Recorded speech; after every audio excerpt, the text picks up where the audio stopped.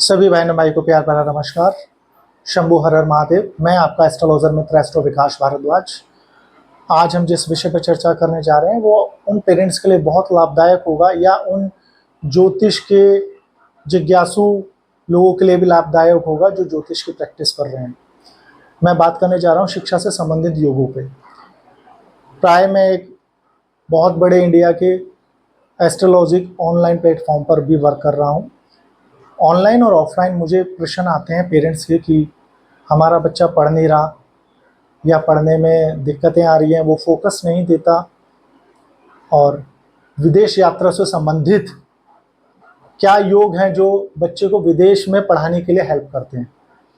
तो आज 19 टॉपिक पे मैं आपसे कोई डिस्कशन करूंगा इस वीडियो के माध्यम से जो आपके लिए लाभदायक होगा। इनमें कौन से वो शिक्षा के योग हैं जो सफलता देते हैं और कौन से वो शिक्षा के योग हैं जो शिक्षा में विफलता देते हैं या दिक्कतों का सामना कराते हैं, उसी पे हम चर्चा करेंगे और उनके उपायों को भी लास्ट में मैं आपके सामने चर्चा करूंगा।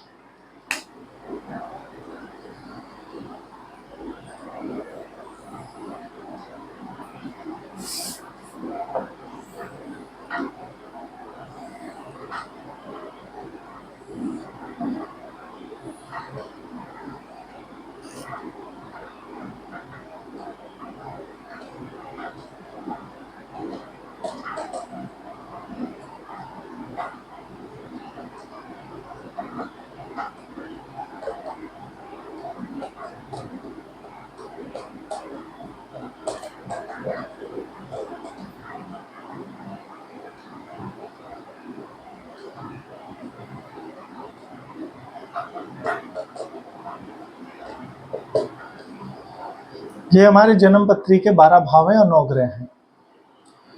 शिक्षा के लिए प्राय 2 भाव सबसे महत्वपूर्ण होते हैं।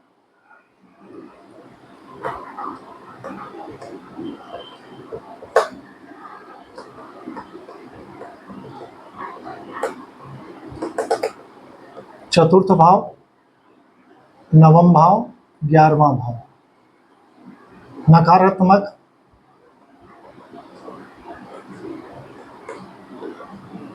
तीसरा भाव, छठा भाव, 8वां भाव, 12वां भाव,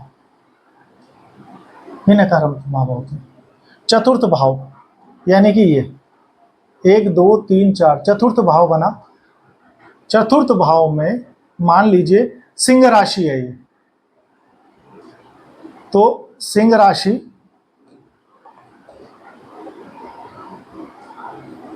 सूर्य की राशि, तो चतुर्थेश बना सूर्य। नवमेश, नवमेश यानी कि शनि की राशि है।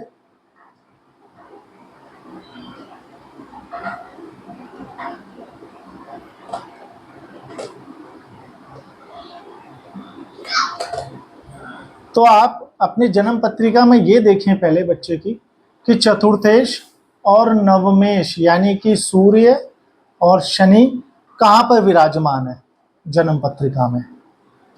अगर वो यहाँ पर चतुर्थ भाव में है, नवम भाव में है और 11वें भाव में है तो सबसे श्रेष्ठ योग है।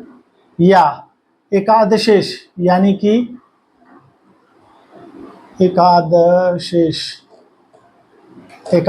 यानी कि 11वें भाव में जो राशि है बृहस्पति हुआ, गुरु।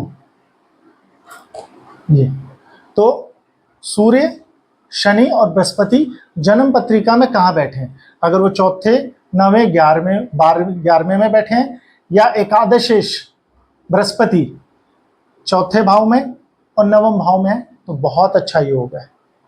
अब यही चतुर्थेश या नवमेश तीसरे भाव में, छठे भाव में, अष्टम भाव में और 12वें भाव में हैं तो ये नकारात्मक परिणाम देंगे, बच्चे की शिक्षा में अवरोध लाएंगे। सकारात्मक का मैंने आपको बता ही दिया, चतुर्थेश नवमेश और एकादशेश का स्थान परिवर्तन हो 11वें, चौथे और 9वें में, तो ये सकारात्मक शिक्षा को प्रेजेंट करते हैं। अब बात करते हैं कि विदेश शिक्षा के लिए चतुर्थेश या चौथे भाव में कोई भी ग्रह है, नवमेश शनि या इस भाव में कोई ग्रह है और एकादशेश इस भाव में कोई ग्रह है, अगर इनका संबंध नवम भाव से या 12वें भाव से भी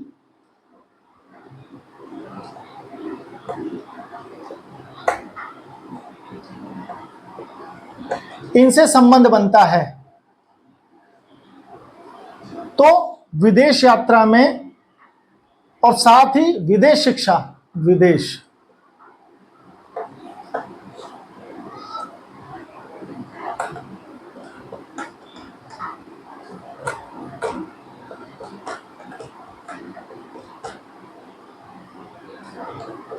ये एक अच्छा योग रहेगा विदेश शिक्षा को लेकर। एक सलाह और भी कि जो वर्तमान में महादशा चल रही है, विषोंतरी महादशा और अंतरदशा, जो कि सबसे महत्वपूर्ण होती है,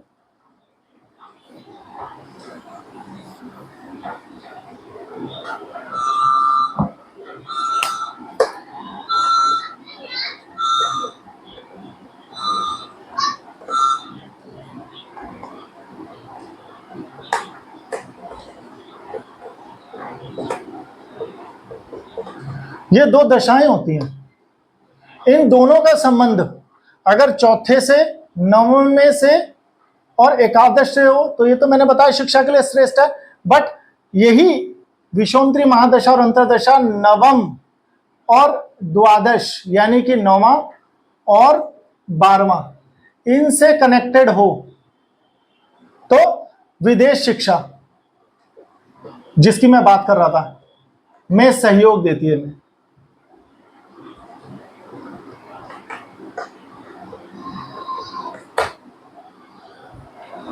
ठीक है, अब शिक्षा के लिए महत्वपूर्ण जो दो ग्रह होते हैं वो होते हैं बुध ग्रह और बृहस्पति। जन्म पत्रिका में उनको जरूर दिखवा लीजिए कि उनकी स्थिति कहां पर है, कैसी है, क्योंकि ये योग जो मैंने आपको बताए ये अपनी जगह है जो महत्वपूर्ण है, मगर जो शिक्षा के महत्वपूर्ण प्लैनेट है वो बुध और बृहस्पति है, उनका भी इन भावों से कनेक्शन होना बहुत जरूरी है। अगर इनसे वो कनेक्टेड हैं तो शिक्षा में सफलता देंगे। अब उपाय की बात कर लेते हैं इन सबको हटा के।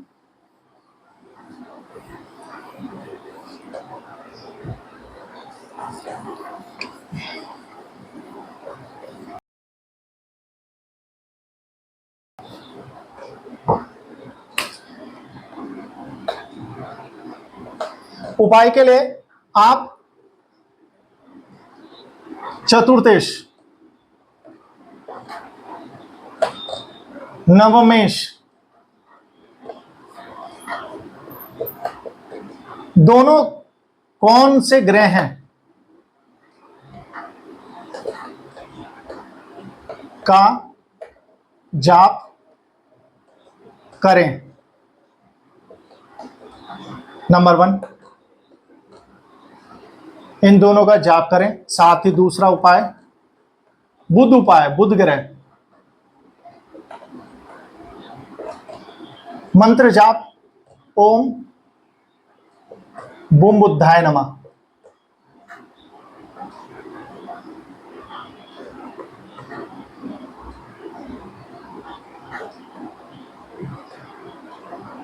नमः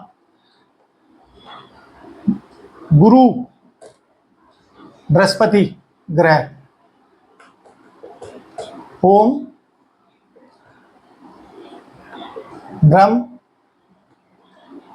बृहस्पति नमः। इन दोनों ग्रहों का जाप कर सकते हैं, यानी कि चतुर्थेश जो ग्रह उसका जाप, नवमेश जो उसका जाप, बुध ग्रह उसका जाप और बृहस्पति इसका जाप। इन दो ग्रह ग्रह का उपाय कर सकते हैं। साथ ही साथ अगर देवियों की बात करें, सरस्वती, मंत्र, एकाक्षरी, एक शब्द का मंत्र करें, बीज मंत्र जिसे कहते हैं, ओम आयम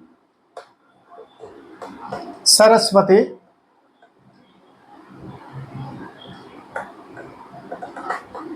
नमः, या अगर ये करने में दिक्कत हो तो ओ आयम। इस सिंगल मंत्र का, एकाक्षरी मंत्र का भी जाप कर सकते हैं आप।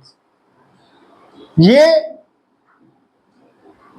4 उपाय हैं जो वो शिक्षा के लिए सबसे महत्वपूर्ण है, तो आप इनको जरूर करें और बच्चों से करवाएं, और अपने बर्थ चार्ट को अच्छे से किसी विद्वान ज्योतिषी से दिखवा भी सकते हैं। अगर आपको मेरे से संपर्क करना हो तो मेरा संपर्क सूत्र 9999359635 है, इस पे आप मेरे से संपर्क कर सकते हैं। दीजिए इजाजत। अगर लगे कि मैं आपको कुछ अच्छी सलाह दे पाया हूं और आपको इससे कुछ लाभ हुआ तो मेरे वीडियो को लाइक और शेयर जरूर कीजिएगा। चलिए दीजिए इजाजत, एक नए टॉपिक पे हम फिर दोबारा चर्चा करेंगे। तब तक के लिए हर हर महादेव, हर हर महादेव, हर हर महादेव।